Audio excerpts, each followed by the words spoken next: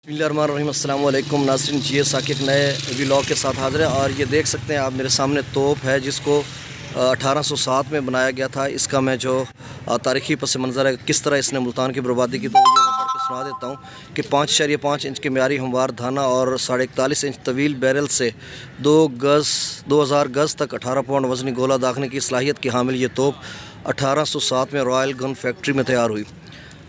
इस तोप का तस्खीर हिंदुस्तान की मुहिम्मात में बहुत अमल दखल रहा है। दिसंबर 1848 में ब्रिगेड डंडस की कमांड में इंडियन ब्रिटिश आर्मी के बम्बे डिवीज़न ने इसे मुल्तान पर जलखार और मुहासरे के दौरान इस्तेमाल किया। 2 जनवरी 1849 में इस तोप के गोलों से खूनी बुर्ज और दहली गेट की जानिब से शहर की फसील मस्मार हो गई, जिसके नतीजे में दीवान मूलराज की गिरफ्तारी के साथ ही मुल्तान पर सिख हमलदारी का खात्मा हो गया।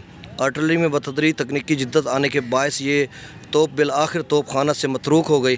ताहम बाद मुतस्करा बाला ख़ास की 3 तोपें पुलिस लाइन मुल्तान में नस्ब हैं। तो ये इसका तारीख़ी पस मंज़र है। 1807 में इसको बनाया गया था और इससे मुल्तान की जो फसील है उसको